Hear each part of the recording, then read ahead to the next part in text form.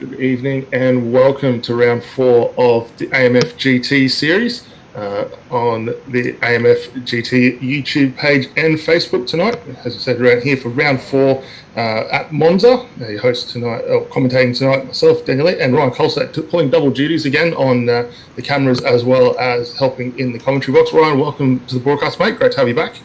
Yeah, cheers, mate. Happy to be here and looking forward to a great race here at Monza tonight. Yeah, Monza, a very fun track. A lot of history around here. We've seen many a fantastic race in the GT series so far. And for those interested tonight, single split. We've got 53 cars out on grid tonight, so it's going to be an action-packed event for all the guys up and down throughout the field. A couple of little housekeeping bits just to touch on as well. It's for Monza 17 turns tonight. Oh, actually not 17, so about 8 turns tonight. 5.8 kilometres in length, 3.6 miles, and some very tricky sectors for these guys to get through. Biggest ones that we're going to keep an eye on tonight will be the run down into the first chicane down into the Prima Variante, where we expect to see hopefully no carnage, but it has happened in the past as everyone tries to funnel down into that one very tight line, working their way through. The second opportunity for a few good passes tonight will be up in towards the second chicane and the second Variante. And then if you can get a nice run down through Lesmo 1 and 2 and set yourself up for a fantastic run down the back, you've got a couple of good overtaking opportunities down through the Ascari and into the Parabolic. So we're going to see action all up and down throughout the field tonight as we wait for the guys to grid up. And while we wait for that to happen, we'll quickly give a special shout out and a thank you to the series sponsors for this one who have been helping out AMF with all the upcoming events so far. We've got Seal Batteries on board again. A massive thank you to them as coming on as title sponsor for the AMF series in both the GT3s, GTE and AEC events. Sydney Computers likewise have fantastic assistance with their gear, and if you're looking for any computer and hardware, be sure to check them out.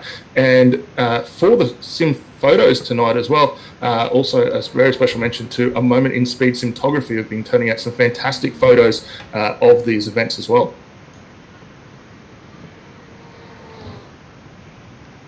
It's going through the final phase of warm-up before we get to the grid, and Ryan, with 53 cars on track, it's going to be a very tricky event for these guys to work their way through, especially those guys starting in the midfield and further towards the back tonight. Yeah, it definitely is. It's going to be interesting to see how they all go tonight.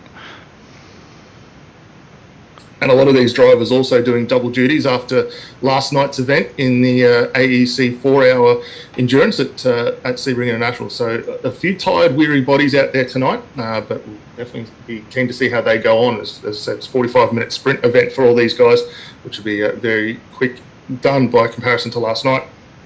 Back to take to the grid, so we'll pull up timing and scoring and we'll run through the field tonight and see where everyone starts off. And leading the way out front, again, Ross Rizzo in the Trick Esports Ford. Alongside him will be Will Newell. Danny Davison up in third, alongside him with Tim Phoeben. Tom Huggin starting out of fifth tonight with Lee Vandenberg alongside in the sixth row. Jesse Butler in seventh with Mario Vartanian. In eighth position, Michael Healy down in ninth with James Glasspool starting out at 10th. Todd George backing up after last night in 11th, along with Ashley Collins in the CMR Racing. Entry down in 12th position. Out of 13th tonight, Trent Thomas along with Scott Forsyth. Steve Jansen, who started out of 15th with Lockhart Brownlee alongside him. Kobe Laszlo starts out of 17th tonight with Tyson Broad in the 18th position. Matt Morris, great to see him back out of 19th tonight with Paul Warwick, alongside in the 20th position. 21st will be Chris Barnes with Michael Whiting starting out at 22nd. Chris Keeping will get underway from the 23rd position with Lucas McAuliffe in 24th. Jacob Mara starting out at 25th with Joel Chikavara in the 26th position. Craig Manson starts 27th. Dale Brid 28th. Pete Manette in 29th and Lee Cogan out of 30th. Grant Booth out of 31st. Jake Fuckers in 32nd. Cam Walker starts 33rd tonight. There's a lot of work for him to do in the Aries Autosports car with Brenton Hawkins down there in the 34th position. Brenton Jewell in 35th and Andrew Hicks out of 36th. And we'll quickly cycle through just the remaining field. But as everyone gets underway, the pace car will soon let the field go, and it'll be Ross Rizzo who will get underway. And as I say, 55 cars there starting tonight, so it's a huge field of GTE cars at Monza, and we're going to be in for a cracking run for the first time down in towards that first chicane tonight. Yeah, it's going to be an interesting run. Ross Rizzo's quite adept at starting these races, so he'll know when to leave and be able to make sure he's car number one into turn one. 50 plus cars on the grid tonight, so very, very interested to see how they all pile into turn one tonight. I'm not sure how that's going to go, but we'll as they start to come around the bend there, I'm sure we'll see Rizzo make his jump very soon. Yeah, so Rizzo's got control of the field. He's getting underway now. We're going to wait for the lights to turn green, but he's already got himself a handy little margin as they head up towards the start-finish line. And that green flag now waves as the guys cycle down towards the first chicane for the first time. And Rizzo with the handy 0.3 of a second lead as they get away. Down in the back, though, 2 and 3 wide action as everyone filters down in towards the chicane there. Danny Davison getting very racy on Will Newell, and Newell just managing to hold that second position there. Further down in the back of the field, some big moves, and for everyone else trying to get their way through. It looks like no major damage as the field cycles their way through, and they're all working their way through that first chicane very efficiently. So great job from all the guys there early on to get through without any major hiccups along the way. But out front, Ross Rizzo leading Will Newell, Tim Phoeben up a position into third position. Tom Huggan, though, did lose a couple of spots, though, down in second. And we're just hearing now we have a caution. That is for a couple of cars down in the 43rd position, I believe, is down at the first chicane there. We've had a little bit of contact as those guys have worked their way through. So safety car has been deployed by the stewards. And that will be that'll allow everyone to get settled back in. Looks like Richie Domingo has exited himself back to the grid. Looks like other guys just trying to get their way through, but it was almost parking the pit street with everyone coming to a complete stop, trying to work their way through. So very tricky for those guys, and a few guys just getting struck trying to get through there. So get everyone settled down. We'll have another quick look at how this one unfolded. Oh, there we go. Is that one of the Mark 1 cars then up on its roof on the exit? So 217.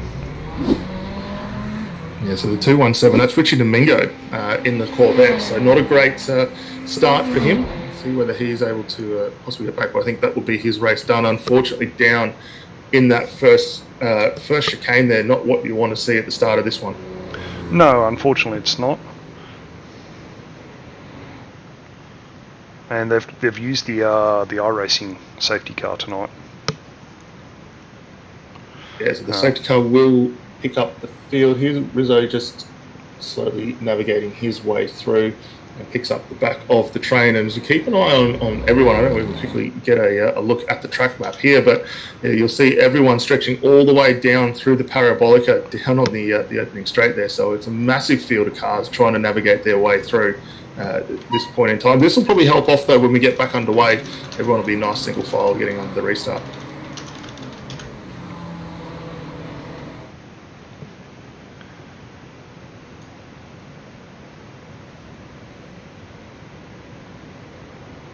And just touching, we'll have a quick look too. There's a few movers and shakers that have come out of that one.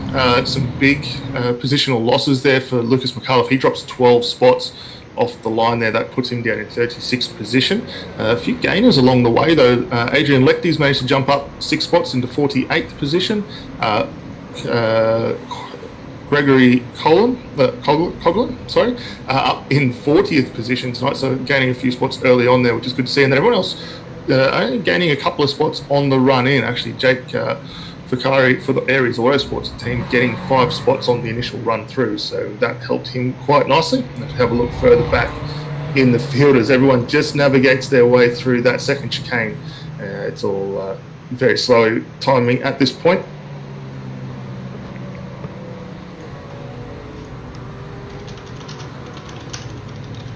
All right, just have a look here for all the drivers now. Just going a little bit steady. This is going to push the window out for the pit stops. Just a couple of laps additional for these guys, so it might make a little bit of an interesting strategy call later on. Yeah, it's still going to push the window out, but I still don't think they're going to make it. They're still going to have to pit. So they've got these cars are limited to. They've got 60 litres of fuel on board, and they're limited to a maximum of 65% tank.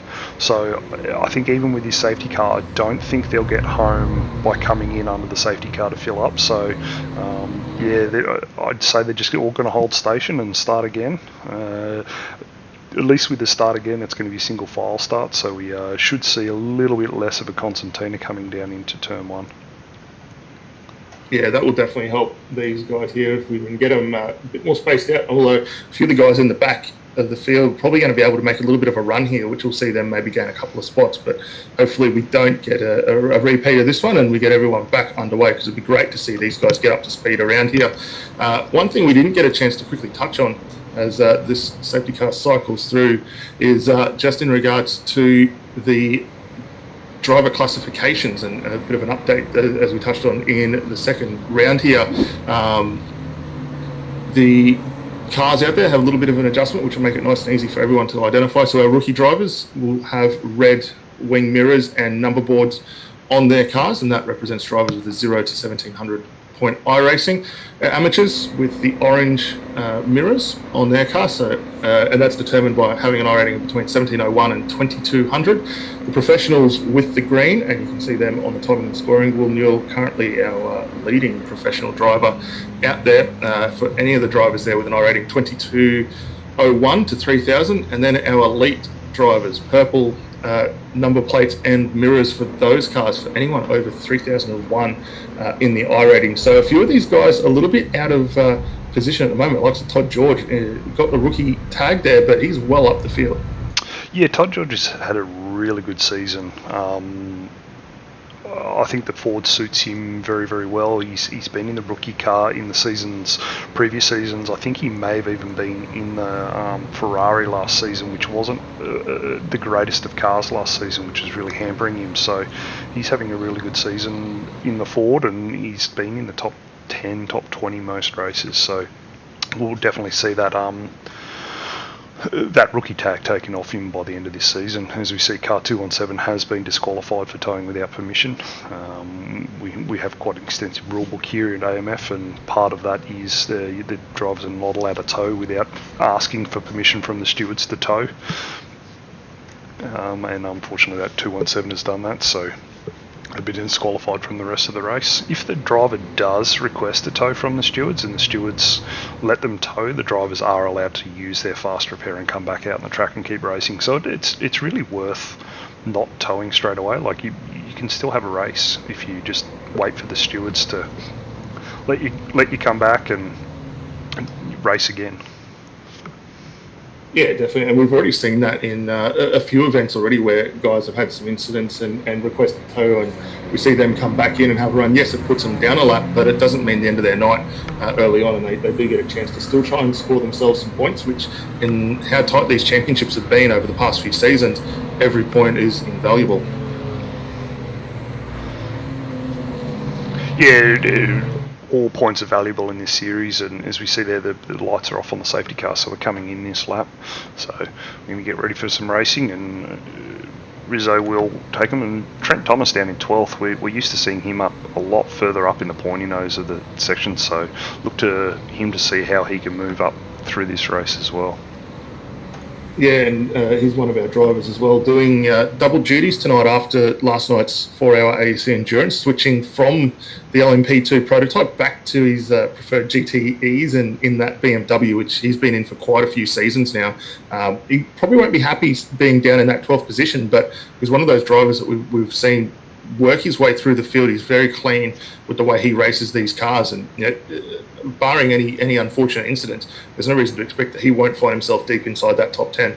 Yeah, I would expect him to move up, but although you look at that Christmas tree on the left-hand side, and they're all purples up there. So it's not like he's fighting against people that aren't fast. He's got a lot of people within his own class that he's racing against. So I won't expect him to be easy moves here, as Rizzo's playing a bit of games here, just cruising along at race pace, and then off he goes, puts the hammer down, and I think he's going to get a pretty good runaway. This Ford's very slippery in a straight line, and I'd expect him to keep pulling away from the BMW coming down into turn 1 and have a relatively easy run into turn 1. Yeah, he gets away with a nice jump there, heading down there, gains a bit of an advantage. It's back out to 0.4 of a second. We've still got plenty of battling throughout the field as everyone tries to settle themselves down and gain a position here and there where possible, and just find their little bit of clean room that they need to navigate their way through this very tight, tricky first chicane here. It looks like a little bit of too wide action as the guys filter their way through, which is good to see. No further incidents at this point in time as they work their way through. Back out front, Ross Rizzo still holding on to that first position. Will Newell alongside him in second. Tim Phoeben hasn't quite been able to get the move completed. He's going to sit down in third position, but look for him to make a few gains as this one continues on. Further back, Danny Davison, great to see him back. And in the Ford this year, where we've traditionally seen him in the Porsche, so this will be a little bit different for him, but he'll be very quick again. Yeah, Danny Davison's always been very, very quick whenever he has come to AMF and race, so I'd expect him to show some very pace early on here. Definitely, as we watch the guys now work their way through the Ascari chicane there, the Ford looking very poised as it gets through, and that's going to be a tough car to beat. So just using the bit of curb there doesn't seem to unsettle this car, and that's a good sign for things to come, especially if he finds himself in a little bit of a battle later on. We know how good the BMW is in getting over the curbs in its own right, so to have that compliance in the Ford is going to help him, and Rizzo, a man with a lot of confidence in this car after having run it for the past 3 seasons, he'll be looking to try and extend this margin and get away from these guys. We're looking at a battle here coming down the main straight with a couple of Corvettes with a Ford in tow, so I'd expect this Ford behind to have a really good tow, and he looks like he's going to push the issue and make it 3 wide here coming into the first hairpin, but no, he decides to back out of it, and it's probably the safer option there. Yeah, definitely. The last thing you want to do is have an incident early on, as we keep an eye on these guys working their way through. Nothing too major. There is a car very slow off the back of the Parabolica. It's a driver in 43rd position. I believe that was Joel Proctor there having a bit of a moment as he goes through. Actually, Phil Ott, we jump on board with Phil there, and that's a very precarious spot to be caught out in. Yeah, not the greatest of spots to be facing the wrong direction. Looks like Tim Phoeben, whilst we were looking at the replay and looking at some other cars, has made a move on Will Newell. Fortunately, it looks like he's having those connection issues that have been plaguing him for the last couple of months. Yeah, it's not going to help him out at all, and he'll be praying to try and get a good run in here tonight, because he desperately needs to try and get a few points there, as we'll keep an eye on him working his way through. Will Newell, they're doing a very good job up there. Has lost the one position, but really hasn't given up any advantage to Tim at this point in time, so we should be able to see him progressively work his way back through as the guys again head up towards the Ascari here, and everyone now down in that single file line, which is just where they want to be. They're going to try and maximise their run through the draft. So Porsche just sticking its nose out a little further back there, see whether they can get the run. Look here from Todd George, our rookie driver, up in 11th place, trying to hold Ashley Collins off down the main straight. Corvette showing great pace against the Ford here. Yeah, this is going to be a very good circuit for the Corvettes. I mean, we already know how extremely quick the Ford is in its own right, but to have the likes of the Corvette getting in there as actually gets that move completed, that will be really good to see as things progress on for these guys. Yeah, I think Todd George, obviously, the Ford is fantastic by itself in a single lap, but race pace is slowly just dropping down the field as these drivers just slowly eating him up. Yeah, he'll have to be careful there. He doesn't want to fall too far down, but at the same point, he wants to get that car back up to speed and see if he can progress his way through. The guys now working their way up through Lesmo 1, down into Lesmo 2 now. and we'll see whether he's able to sort of bridge that gap a little bit. He's going to have to be cautious. Michael Whiting is not that far behind as we duck back up to our leaders, and it's Ross Rizzo still out in front. He's managed to gain a little bit of an advantage here. The gap's still 0.4 of a second over Tim Phelan as they work there. 1.7 seconds, and then Tim Phelan with a 0.4 advantage still over Will Newell. So Rizzo with that little bit of a slippery forward at the moment, able just to pull away slightly as they head up towards the Parabolica again. Yeah, I'm surprised Danny Davison hasn't pushed up a bit more and gotten up onto the back of Will Newell. He generally shows quite a lot of pace here, so Will's definitely holding his own here against Danny Davison. Yeah, definitely doing a really solid job to not really give up any position. So Danny Davison is a very tough competitor in his own right. The last thing you want to do is give him a sniff of an opportunity to come through, because he will take that where possible. So being able to hold off the likes of Danny and the Mario Vartanian just behind, who isn't that far off in another BMW there, is a really good result for Will. Expect to see him continue this fight on as they progress through. While we're doing this, actually, I'd like to thank DM Cinematography, who does a lot of our shots for AMF over the last couple of seasons. He's actually created these new track cams for us, and this is one we're looking at now. It's a fantastic shot here on the BMW, looking forward from the side mirror. So, yeah, big shout out to DM Cinematography for doing these for us.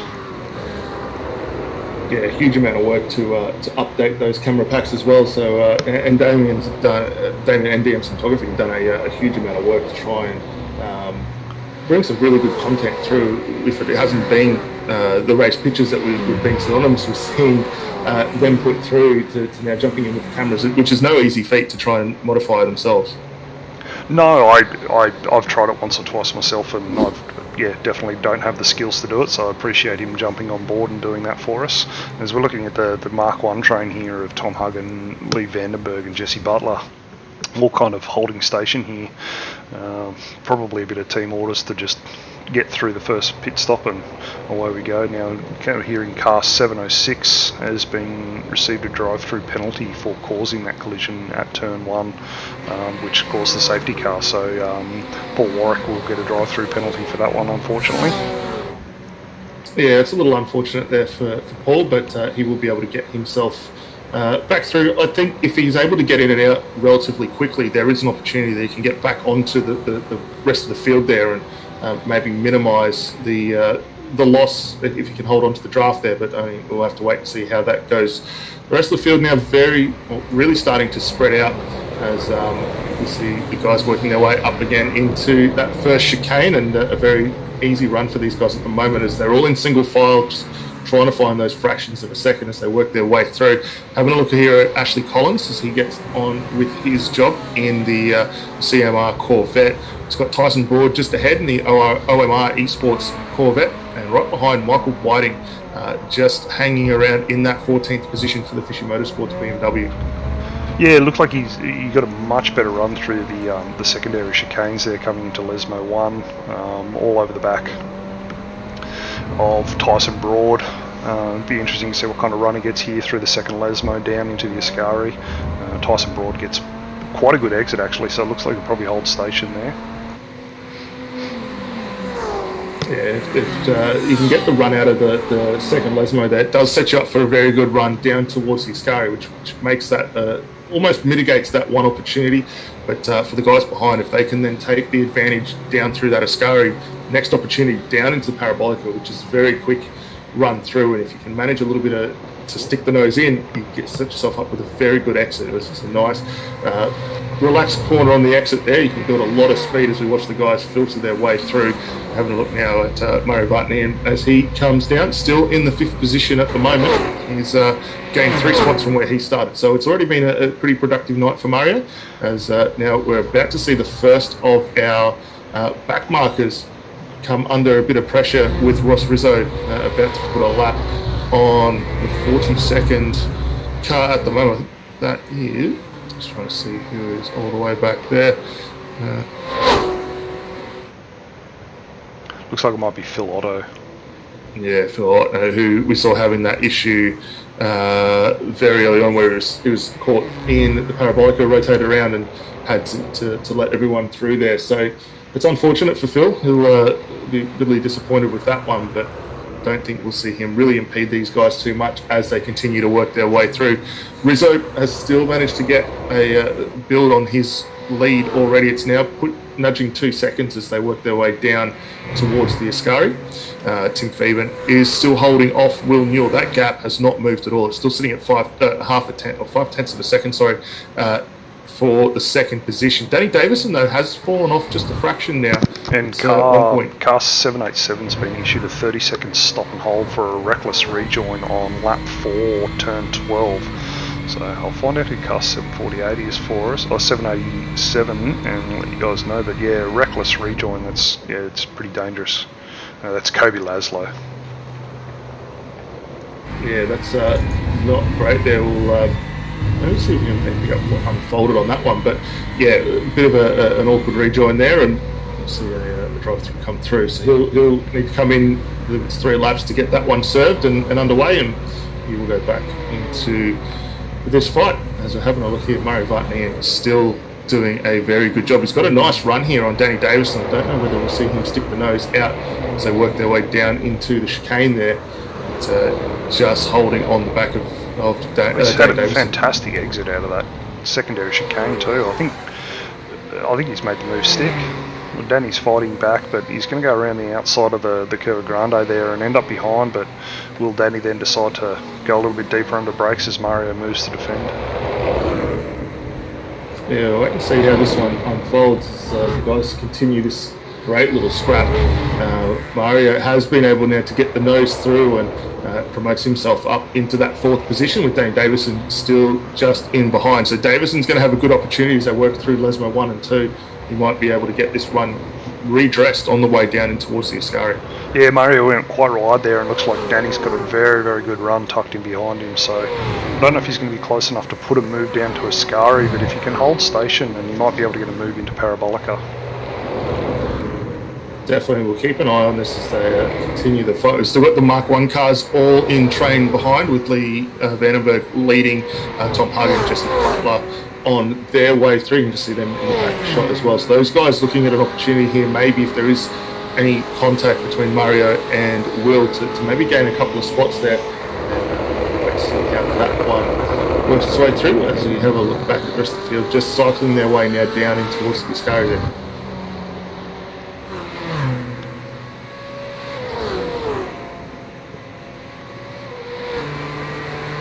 Looks like Danny's got a really good run here as Mario goes defensive and Danny just tucks down the inside. Mario's going to hold him out wide, even bumps him a little bit. It's probably a little bit too aggressive there.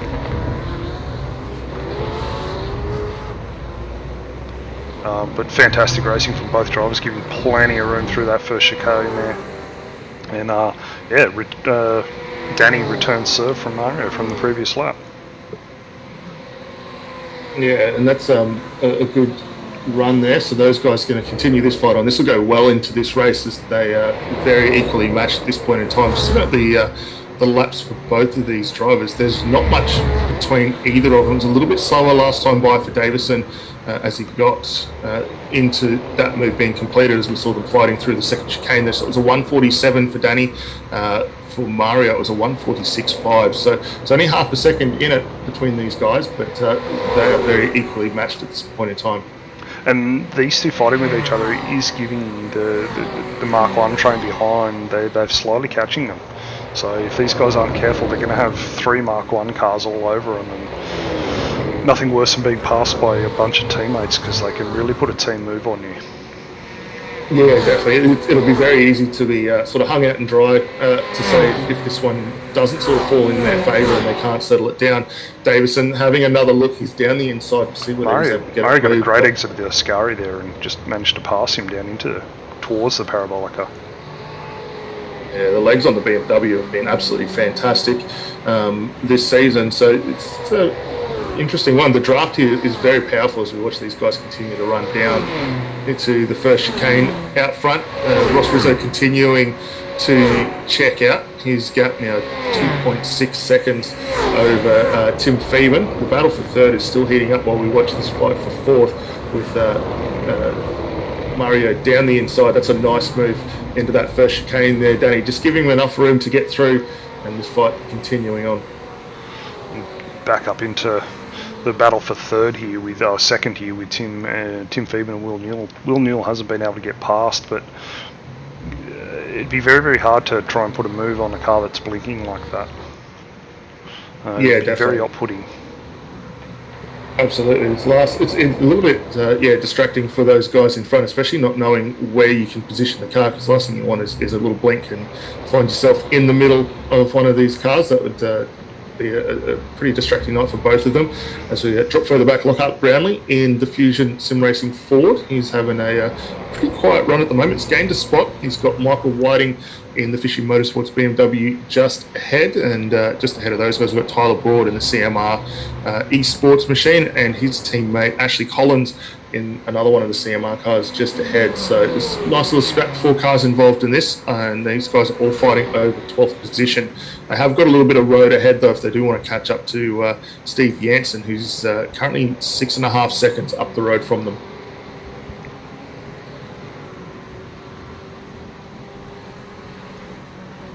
It's a nice exit for all of these guys down through the Ascari. They're just picking up a little bit of dirt on the run through as they head up towards the Parabolica. The C8 still has a good turn of pace as they head through, and for Michael Whiting, not quite close enough to get this move done. Jesse Butler, though, does seem to be falling off the back just a fraction now, and that's a little bit concerning for him. He'll want to try and retain that draft if he can.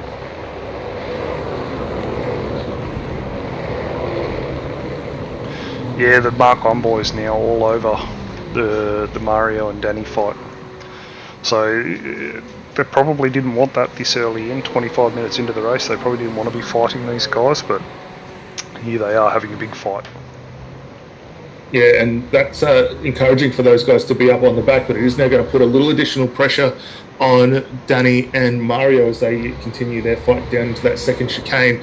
Lee Vandenberg now in the mix. He's going to look at having a run here on Danny Davis, and it'll be interesting to see, does he stick the nose down as they go through Lesmo 1, just using enough of the road there on the run up to 2. We're right on board as we kick in through the second. Lesmo down the back straight towards the Ascari. The Ford, though, does have a little bit of an advantage as Danny's able to extend that gap. I think the Ford just has that ability to just get the power down on corner exit that the other cars just don't have. But the brakes on Lee Vandenberg, fantastic there. Like, just closed completely up on them. But the Ford rides the curbs very, very well as well. So the Ford is a very, very good race car. And, you know, Rizzo out front has proved that time and time again over the last couple of seasons. Yeah, absolutely. Lee's been very strong on the brakes, as I say, and he'd be wondering what he needs to do now just to get back up towards Ross Rizzo, because since Rizzo's been in the Ford GT, he's been very hard to come by. We've seen a few guys get up there and challenge him on the odd occasion there. They've been very close, actually. We've seen Nathan Huppert's involved in there, Tim Phoebe, as I say, has been up there quite a fair bit.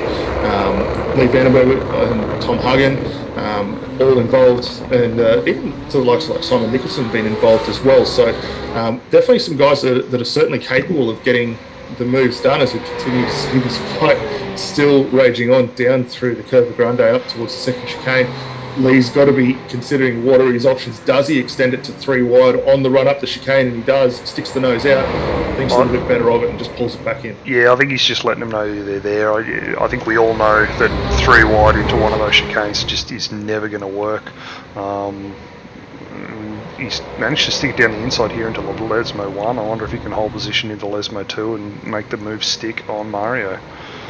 Yeah, Mario's got to be cautious here because he's going to be hung out to dry if he's not cautious there, with Tom Hagen now looking in the background to try and sneak his way through, and Jesse Butler just sitting in the background keeping an eye on these guys as they work their way now up to the chicane.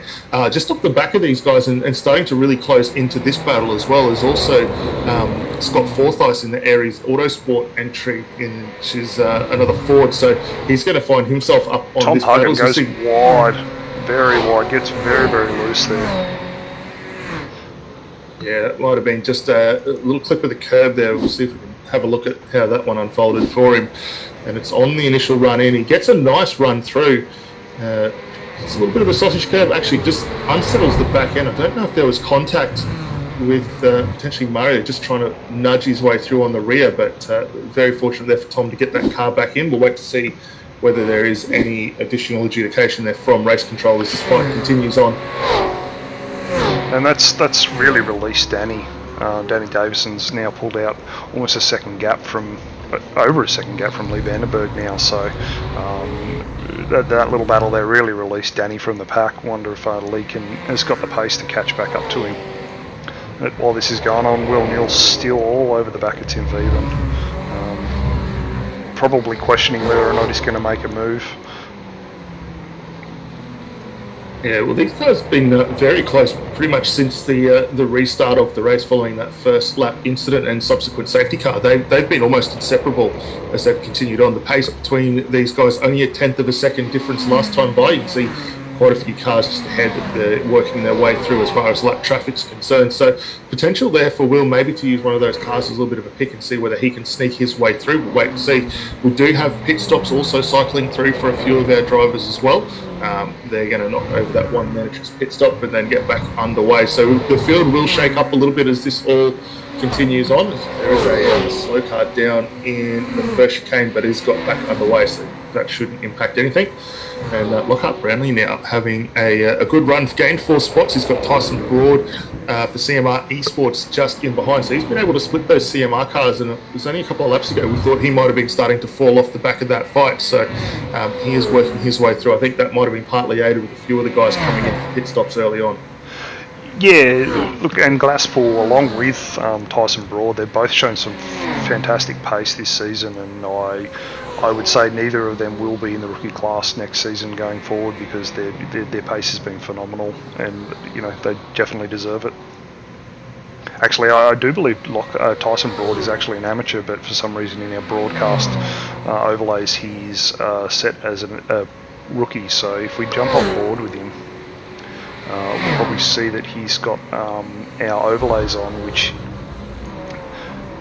is an amateur overlay. So yeah, he definitely does. He's got the orange notations there in the side mirrors and on the stickers, so he's in the amateur class, not the rookie.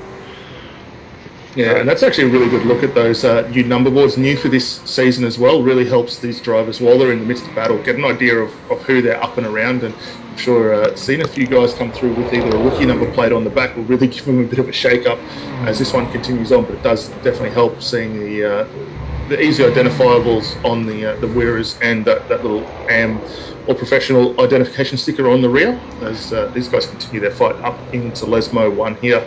There's not a lot separating. They have fallen off a fair way from our leaders at the moment while they're battling, though. The gap up to race leader is 28 seconds, so a lot of work for these guys to do, but still yet to come down the lane for their first pit stops. And we do still have pit stops continuing on with Tristan Koch now just coming into the lane. Nathan Saunders has just come down and away. So we're seeing on average pit stop times about between 5 and 11 seconds for these guys. So it's going to be very quick for them to get through. And actually, Will Newell also in the lane, first of our leading contenders. Yeah, Tim Phoeben actually went in the lane lap prior, so Tim Phoeben's back down now into 16th position. So he's the first of the leaders to jump in the pit, and I think everybody's starting to follow suit now. And it's about right. Like, I think these cars can make about 35 minutes on fuel, so most of the guys will run it as long as possible. People like Ross Rizzo are able to save fuel, may be able to get an extra lap out of it compared to some of the other drivers. It's true. We have seen in past when we've been green flag majority of the way through on average. Most pit stops somewhere between the 25 to 30 minute range for a lot of these guys, and especially for the leading contenders. They generally tend to run it to the back end of that window just to give themselves a good opportunity later on. A few of the guys further down the field do take some little bit unorthodox strategies, maybe come in a little bit earlier and try and get themselves out of that traffic and see if they can progress that way while the fighting is going on. So keep an eye to see on Rizzo, who has been very good on the fuel and car management this season alone. He'll be looking to try and extend a bit. One of the cars that did have a very early pit stop was this one here, Trent Thomas. He's down in 32nd position, but I would say he's going to jump up quite high. He's already done his pit stop, so he will jump up quite a lot. Whether he got clear air when he did his pit stop or he filed out into the grid, I'm not too sure, but it'll be interesting to see where he will file out in all of this as Ross Rizzo comes into the lane as well. Yeah, that's a good point you make there as well, because I mean, Trent, as we said earlier on, we were under the safety car, very accomplished out there at the moment, and just having a look at his pace as well, it was a 146 last time by for him, compared to the guys that he is racing currently. They were in the 145, 148, so definitely an opportunity there for Trent to close up, as James Glasspool now drops in the lane. Lee Vandenberg's got fourth ice, Steve Janssen also in the lane as well. We'll wait to see whether Matt Morris decides to come in. It's nice to see Matt back out having a run. Has switched away from the traditional Ferrari that we've become synonymous with seeing in him. He's got a very nicely decorated Ford GT. Yeah, no, it's great to see him back, and in a different car. I think he spent the majority of our GTs racing in the Ferrari, so it's nice to see Matt in something different. And yeah, I think he might still need to do his pit stop, but it's nice to see him up the front at the pointy end again. Well, actually, it looks like, if I'm not correct, Matt actually came through the lane. Looks like lap 2 for him. It was a very short stop. I think he's pulled the trigger a little bit early. If he's come in lap 2, he's probably not going to make it to the end. So it'll be interesting to see how that goes for him. While that's all happened, actually, Will Newell's managed to jump Tim Phoeben in the pit stop phase. And the pit stops, actually looking at the times, were very close between them. It was 9.7 seconds stationary there for Will Newell, 9.8 for Tim Phoeben. So only a 10th difference, but the advantage that he's been able to get, 0.4 of a second advantage. So as they work their way through a little bit of lap traffic, this will be a good opportunity now for Will to see what he's able to do and how his car and race management is as he navigates his way through these back markers. Yeah, it'll be interesting to see how they go and whether or not Tim can get the move done on Will again like he did early on in the race.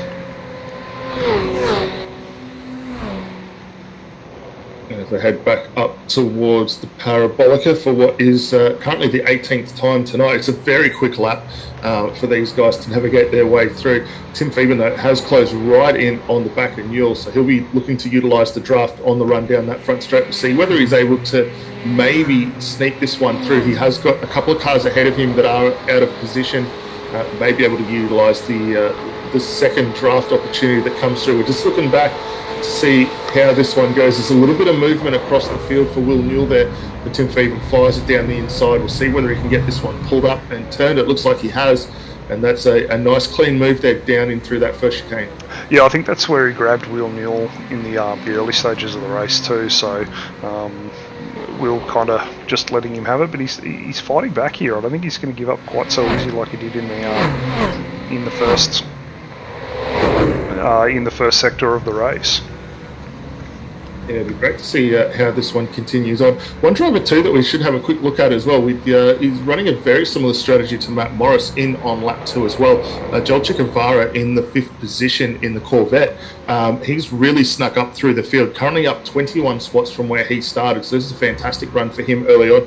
There is a little question mark hanging over him though as to how he will go with the fuel at this point in time. But this is looking handy for him. There's only just shy of 8 minutes still left on the clock for these guys to get these cars home. So we're looking at about 4 or 5 laps for him to come through. But he has got Danny Davison starting to close in as well. That gap only 2.2 seconds between himself and Davison, and Mario Vartanian just in behind these guys as well. Yeah, the gap's definitely coming down over the last couple of laps. So, but it will be interesting with Joel and Matt Morris as to whether or not they do need to come in for a splash and dash, because from the number crunching, especially at a track like this where you do spend a lot of your time full throttle, I don't think the fuel's going to be enough to get them home. No, and they're not you're leveraging a draft either, which that, if you can sit in behind, you can save a few dribbles of fuel there. That will extend the range just marginally, so see how this one goes. But Davison definitely continuing to bring the gap down. It's just come down a couple of tenths of a second. He was actually last time by, he was just over half a second faster for Davison. So the Ford definitely got the legs in the straight line, and Joel there just with a little bit of lap traffic just ahead, one of our rookie C8s, for him to navigate his way through now. And Mario's managed to jump Lee in the pit stop phase again. And now Lee's pushing right back up on him. Yeah, it's interesting to see after these pit stops did go, there was a car taking a very wide line through the second chicane there, so a stop and hold for them to get back underway. It's really opened up that gap between our three Mark 1 cars that were running nose to tail as well. Tom Huggin has fallen down. Jesse Butler's actually had a move put on him as well by Scott Forsyth. We didn't see that one unfold, but that has really broken up the three Mach 1 cars running in formation. Yeah, it definitely has. And Scott's no slouch behind the wheel either, so Scott's managed to jump in there and get past Jesse, which is probably a fantastic move. Absolutely, and Jesse Butler and Tom Huggin backing up after last night as well. They had a really strong run in the AMF GTE Series, or AMF Endurance Championship, AEC Series, apologies. They had a fantastic drive out there last night, 4 hours at Sebring, and they managed to get themselves home with a win from that memory and that one. So they did a fantastic job there. Yeah, they had a great one there, as we see Mario flashing the lights to the lap down cars, just to let them know he's coming through. Yeah, nice easy run there. Davison also able to get through on that Corvette, and just in behind us, you see Mario still closing in. So it's actually Davison managing to get himself through with Joel Chiguevara, and Davison again with the little light flash, just letting him know that they are coming through. And for the guys here losing that relative box, they'll see there's a massive battle ensuing behind, and I don't imagine we will see them getting involved in this one as they run up towards that second chicane. Nice entry for all of these guys through. The C8 ahead, just taking a bit of a wide line, and does run off the circuit there in avoidance. So quite well done from the rookie there, though. He got up high up on the curb and got the car unsettled, and then realised that Mario was closing in rapidly, and he kind of just opened up the steering wheel and just kept rolling outside into the gravel and avoiding a big crash there. So that's fantastic driving there from a rookie, as we see Tim Fiebenoff in the gravel or in the back there. So Tim's had a bit of a moment going through the second Lesmo. He's dropping right back, and that's a real shame for Tim. And I think that might have actually been due to some contact with Will Muir there. I did hear some information over the radio, so I'm not sure what's happened on that one. But it looks like Will now back in the lane as a result.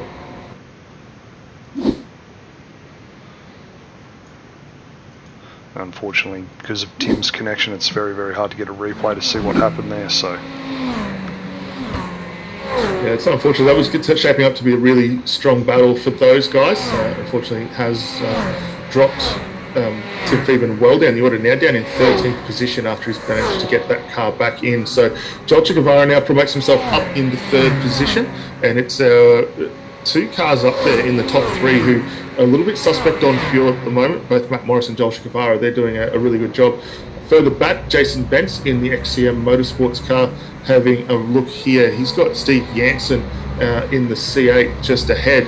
Let's see whether he can put a move on these two as they head up through the Curva Grande, up in towards the second chicane. Some good positional gains for both of these drivers. Actually, Jason Bentz, 28 spots gained since the start of the race. That's a huge run for him.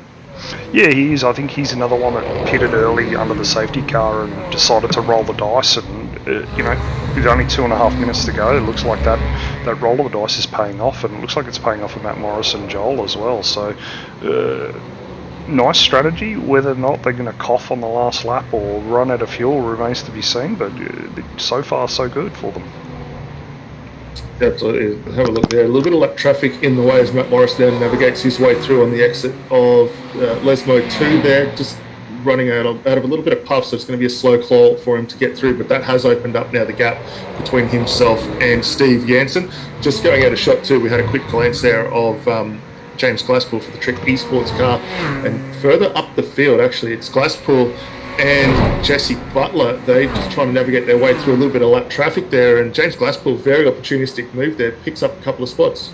Yeah, like I said, James is having a great season with Trick Esports since moving over there. So he's gone from strength to strength since joining that team. So he's having a fantastic run out there, having a great battle with Jesse Butler. Yeah, and Trick Esports has been a really come a long way over the last few seasons, become a very accomplished team in this championship, and quite a few others, as you see James going a little bit defensive down on the run into that first chicane there. Jesse Butler trying to go the long way around in the BMW, and that's a fantastic drive for both of those guys. No contact as they work their way through. Very respectful driving. Yeah, that's a hard thing to do right there. To be able to give each other that much room and know that you're not going to crash, and very respectful from both drivers. So great effort from both of them there. Yeah, that has though brought into contention Steve Jansen just behind. So this is going to turn into a nice little 3-car fight as these guys scrap over that 9th position as well. So we'll keep an eye on them to see how they go. Back up front, Ross Rizzo still continuing to extend the gap. Mario Vartnian in second. Actually, Danny Davison has got into second position, so we didn't see what happened to our second or third place car, Joel Guevara. He's now dropped out of the third spot, and I think he's run out of fuel. Yeah, run out of fuel and jumped back to pits, I think. So, as I said, good chance of him running out of fuel. I'd be interested to see what's going to happen with Matt Morris, because this would probably be the last lap now, and I'd be very, very interested to see if he makes it home. Yeah, well, we just see the guys crossing the line. I think he's out of fuel. Well, he is doing a massive lift and coast to try and get that thing home. So Ross Rizzo has forced the additional lap, much probably to Matt Morris's disappointment. He was going to have to try and eke that thing home. He has got 5.5 seconds over Danny Davison in that third position, so a little bit of breathing room for Matt to come through. So expect some long lift and coast as he tries to get his way back through, and you can just see in massive that frame lift there. And coast. Yeah, he's fighting that thing to get home, and I would be very, very surprised if he gets home, especially the fact that Joel's coughed on the lap prior. So. And Ross Rizzo's pace here has really hurt Matt Morris by forcing the race to go an extra lap longer.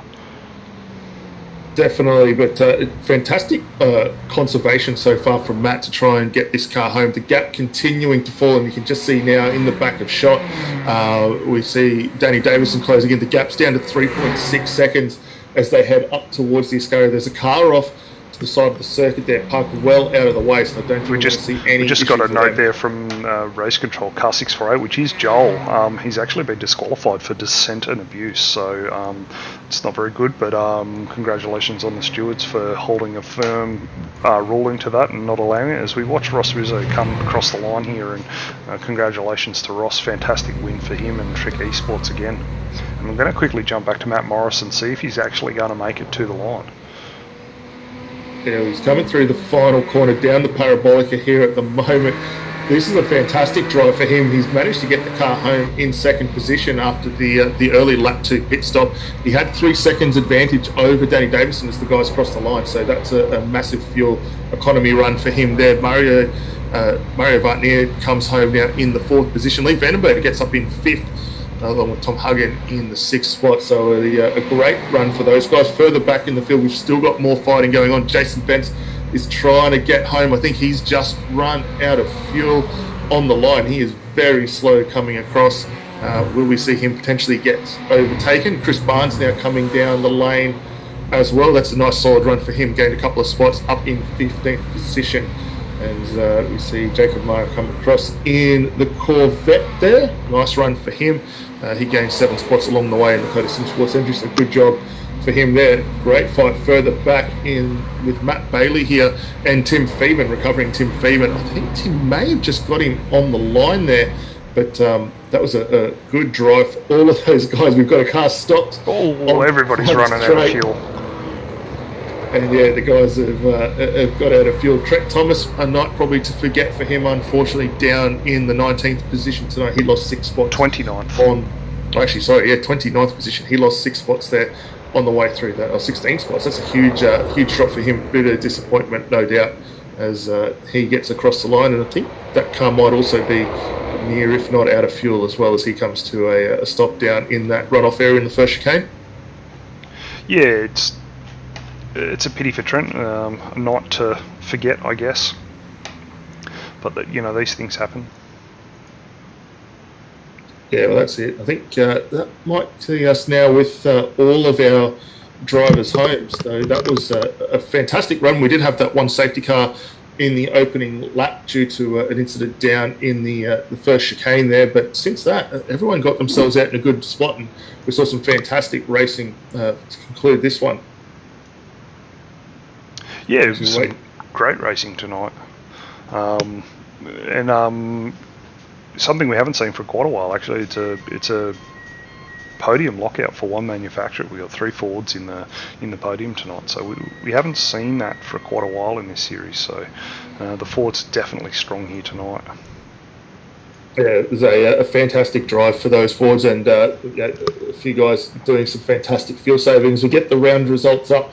For this one, it is Ross Rizzo taking another victory in the number 1 Trick Esports Ford. A fantastic drive to him over Matt Morris, who did a hell of a job to get home after that earlier lap 2 pit stop. He just managed to cough that car over the line. Danny Davison home in 3rd position. Mario Vartanian gets home in 4th, with Lee Vandenberg behind in 5th spot. Tom Hagen comes home in 6th tonight. Scott Forsyth gets home in 7th, along with James Glasspool in 8th. Jesse Butler home in the 9th position, with Steve Jansen rounding out the top 10. Ashley Collins gets home in 11th, followed by Jason Bentz, another one of those drivers who tried that earlier pit stop strategy that worked out just for him. Ahead of Lockhart Brownlee, Tyson Broad, Chris Barnes, Lee Cogan, Michael Whiting in 17th position. Jacob Mara home in the 18th position. And as we continue cycling down through the field, Grant Booth comes home in 20th position, with Matt Bailey in 21st. Tim Feeman, bitterly disappointing for him. He was in a really good spot, but due to some contact, finds himself now home in 22nd. Adrian Lecty down in 23rd. Brenton Hawkins comes home 24th. Henry Thomas Kircher in 25th position. Amber Griffin down in 26th. Jake Fakuris in the 27th. Trent Thomas, as I said, down in the 28th spot. Nathan Saunders gets home 29th. Justin Quinn 30th tonight. Ben Haneka in 31st. Chris Keeping down in 32nd position. Andrew Hicks comes home 33rd. Joel Proctor down in 34th. Dale Bredd, probably not a great night for him, unfortunately, down in 35th, with Todd George.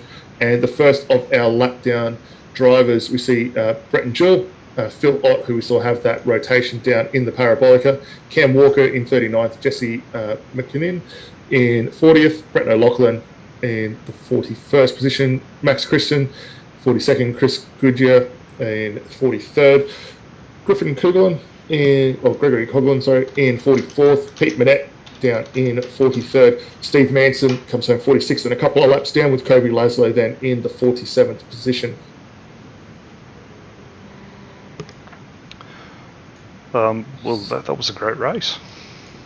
Yeah, fantastic race, and we've got a few drivers standing by as well. Before we bring the drivers on, we'll again quickly say thank you to the series sponsors who have been on or come on board to help support this one, with Steel Batteries, Sydney Computers, and as a moment in time cinematography, who have come on to help provide the race photos. Doesn't look like we've got any of our drivers jumping in the com box. Actually, on saying that, I was going to say, I think you opened your mouth a little bit too soon. Then we've got our race winner. So we've got our race winner here. Congratulations, Ross Rizzo, for another win in the AMF GTE Series.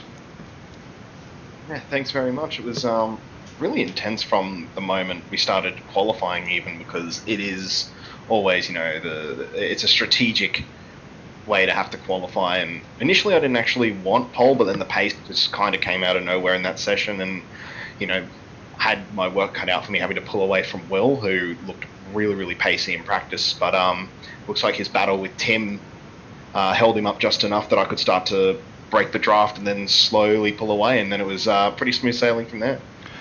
Yeah, it looks like you kind of basically had a race to yourself tonight. Yeah, a bit lonely, but they're typically the best races where you just you just have to focus on what you're doing and not trying to overthink strategy or what other people's movements are, because that's where mistakes happen. And if I didn't have that luxury, for example, if I didn't break the draft, I would have to be constantly thinking about how much fuel save Will was doing, how much fuel saving Tom was doing, who was going to put on moves where, whether it was better to pit early or pit late or whatnot. So it made it much easier just to have the race to myself. Yeah, how did you find the track conditions with having the entire field on the one grid tonight? So we had 54 cars, and in the grid. So how did you find going through the slower cars in the field? With all due respect, the prospect of having a huge field is actually quite terrifying. Turns out everyone behaved as I was making my way through the traffic, so can't thank the back markers enough for being really courteous of the leaders' race. But yeah, it's typically very daunting when you have such a big field, and particularly with a lap 1 safety car like that an iRacing safety car no less, that the best strategy was to actually take the pit stop under the yellow, and I think that's what Matt Morris and Joel did, and they found themselves way up the order as a result. So it was really concerning to not be able to pick that strategy because of the loss of track position and having to make way past cars that were well off the pace and having their own skirmishes, which of course they're entitled to have, but it makes it very difficult to pull off unique strategies like that. But that said, as I said, the back markers were very courteous, and so thank you so much to them. No worry. Well, the guy who finished in second, Matt Morris, he actually pulled off a strange strategy that we didn't think was going to work for him, and I think he was lifting and coasting very heavily on the last lap. He pitted under the safety car and was able to make it home without having to pit again.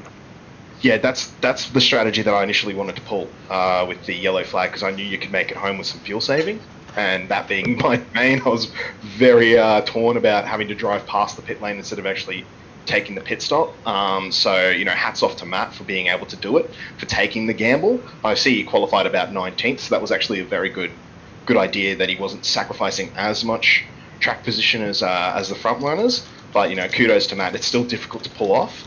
And as I said, you've still got the risk of coming tangled up with someone else's battles. So brilliant job to Matt, and I really wanted to join him on his strategy, but had to stick with the track position. Oh yeah, I think track position was the safe call tonight, most definitely. You'd see the result of what happens when you do roll the dice. So congrats to Matt ending up high up. But you're absolutely right. I had to take the conservative way out, and it kills me to do that. It really does, because I love the fuel save strategies, and I knew that if someone else who wanted to try it, say a Will or a Tim or a Lee, for example, who have really good pace, they could have easily won that race if they were able to manage their way through the traffic, and I'd have to rue the fact that I didn't take the gamble. So yeah. No, fair enough. Before we let you go, is there anybody you wanted to thank? To you guys at AMF, I know the stewards had an interesting night tonight, having to deal with incidents and comms breaches, and I think I'll take this opportunity to make sure that if anyone new wants to join the series, that you please read the rule book, because people are getting races ruined by not following very clearly written instructions in that rule book. So yeah, and it's a well-run series, so don't let that deter anyone. But please read that rule book, because it seems to be a recurring issue. Trick, and to my boys at Trick Esports, Trick Custom Fabrications, and Pro Singa. Not a drama, mate. And again, congratulations on the win, and we'll see you probably on Wednesday in the GT3s. Will do. Thanks very much, guys. Catch you, mate. I think we've got one more there, Daniel. I'll let you have a chat with them. Yeah, thanks, Ryan. It looks like we've got our second place man, Mr. Matt Morris, in the commentary box. Matt, congratulations. A fantastic run for yourself in the Ford tonight. Very unique strategy. You came in on lap 2 under the safety car and managed to bring the thing home. How was it out there from your end? Yeah, it was good. Just every time I see a safety car, just take it. It's a free pit stop, so back in 19th or whatever it was, it doesn't really matter. So just threw the dice at it and it worked. I would have liked to have lit up another 2 litres though, so I could have pushed to the end. We were keeping an eye on the timing scoring as we ticked over, and Ross just managed to force that additional lap at the end, and we were on board with you at the time as you went down into the first chicane there. We noticed a huge amount of lift and coast from yourself trying to get the car home. Are you able to give us an insight as to how much fuel you still had left in it when you got home? 0.2 of a litre. Oh wow, so not even enough for No, I was empty. It's like I filled it for the I wasn't anticipating an extra lap. My maths was a bit off, but yeah, I wanted to put another 2 litres in at the stop, and I should have under the safety car because it wouldn't have really mattered. But yeah, the tyres lasted good, and I actually thought I had a bit of pace at the end there, and Jason Ross and the back markers were sort of helping as well. So would have been a good race at the end if I could have kept on it. But anyway, second's good enough. Well, yeah, you make a good point there. I mean, we had a massive field out tonight. It was 54 cars taking to the grid, which is a huge turnout for the series, especially at the likes of Monza. And we saw the back markers involved in it earlier with a few incidents for those guys. As you say, it looked like it was not too much of an issue for yourself coming through. No, well, I think after the stop I was about 36th, and actually most of the racing was pretty clean. A lot of people given room, and there was 1 or 2 close calls, but the majority of the people were given room. It was really good. So yeah, I was probably losing about a second a lap, I'd say, coming through the field, and then probably about half a second off the pace when I had clean air. So, but after the stop, I seemed to have a bit more pace than I did for the rest of the race. I don't know what it was. Just the car was stopping better at turn 1, and I was sort of able to keep Ross in the within his lap times. But yeah, just the fuel. Oh well. Well, that's it, mate. A couple of other questions before we let you go, and thank your supporters and enjoy the second. How have you found? Obviously, you made the switch a couple of seasons back from the Ferrari to the Ford. Admittedly, still both mid-engine cars, but very different in their driving styles and operating rhythms. How have you found the switch going over to the GT? Well, I've been racing the Ford in the Sports Sedan series on Wednesday night, and I thought it'd be good because I've been driving that a little bit. Should translate over to this, which it seems to have. It has. I just lack the qualifying pace, which I do in every category anyway. It's just I just don't know. I can run one time and I can run that all race, and for some reason I can't go past it. So whatever I qualify, that's generally my race pace. Well, it seems to work out for you, mate, because the racecraft is fantastic as always, and really good to see you roll the dice as you have. Next week out, we're off to Watkins Glen Classic Boot layout. We know you've been very good there in the past in the Ferrari, and obviously switching over to the Ford, you've been very comfortable in that car. How do you feel that race is going to go next week? Yeah, with the draft, I think the Ford will be a bullet. It's really good in the draft. It has a bit of understeer. The BMW seems to turn a bit better, but yeah, at Watkins Glen, I think the Fords are going to be pretty much up there. I don't know about qualifying. Qualifying is going to be tricky with 25 odd cars going around at the same time, trying to get a clean lap. But I think the guys that can get a clean lap at quali and have the draft, they'll be up the top, and then it'll be interesting to see the race with all the drafting going on, because there'll be a lot of it. Yeah, absolutely. I think it'll be another great race. Before we let you go, mate, and enjoy the spoils of second place tonight, is there anyone you'd like to give a shout out and thanks to? Yeah, just Velocity Motorsport Magazine, sponsoring the team, ongoing. I don't know how long it's been now, it's forever. So thanks to them guys. Thanks for you guys for putting it on, AMF. And yeah, keep up the good work. No worries, mate. Again, congratulations on the result tonight. It was a fantastic drive for yourself, and even better fuel saving to get yourself home in the second place. Yeah, thank you very much. Congratulations, Ross, on the win too. It was good. Cheers, mate. We'll look to see you out on circuit for the next week. Yeah, no worries, man. Catch ya. And that was Matt Morris coming home in second place tonight. Ryan, it was a great run up and down throughout the field. We saw a lot of respectful driving from all the guys, or from the vast majority of drivers out there. And as I said, 54 cars taking to the grid tonight. A massive field for everyone to try and get around, and really good racing at the end of it. Yeah, some fantastic racing all around, and there were some great battles up and down the pack, with some great finishes for some guys that don't normally finish up the top. And like Matt Morris, like, as we touched on, he hasn't had the greatest of seasons, or the last couple of seasons, so to see him back up on the podium is great for him. James Glasspool finishing up in 8th, that's a fantastic run from him as well. Lee Vandenberg back up in the top 5. It's great to see Lee back up the top as well. So no, there's some great finishes tonight, and I'm really looking forward to Watkins Glen next week. I think both in the GT3 class and the GTEs next week, they're both going to Watkins Glen. So very much looking forward to both those cars, because Watkins Glen always creates a fantastic racing track. Yeah, absolutely. I mean, in the past, we've seen some very close racing as the guys work their way through, and as Matt alluded to, it's going to be a lot of drafting for the guys getting up through the S's and down that back straight. So you're going to see some interesting racing as that continues on. Hopefully we'll have a big grid of cars, and again, for anyone looking to get involved with the series, there's links to how you can join the Discord and come and have a race. With AMF, they run every Wednesday, every a Saturday, once a month for the Australian Endurance Championship, and then every Sunday with the AMF GTE Series. So jump in there, check it out. Fantastically run series, and some great racing up and down throughout the field. Again, massive thank you to the series sponsors who have come on board for this one: Seal Batteries for all your forklift battery needs, Sydney Computers for all your computing hardware, and helping support this series in particular, A Moment in Speed Cinematography, who again take some fantastic photos of all these cars at the conclusion of the event. Ryan, again, congratulations, and thank you to yourself for again post-production work and helping in the commentary box, mate. Much appreciated. No, happy to be here, and really enjoying watching this series from a different side.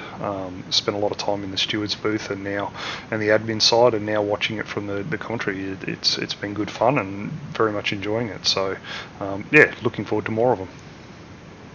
Absolutely. And so for all of us here, again, thank you very much for tuning in on either Facebook or YouTube. Hopefully we'll see you back out there for another event in the coming broadcasts. And again, if you'd like to join, please jump over to the AMF Facebook page and or the website and come across, and we'll hope to see you out on circuit. But for Ryan Colstat and myself, Daniel Elite, we'd like to thank you all for tuning in, and hope to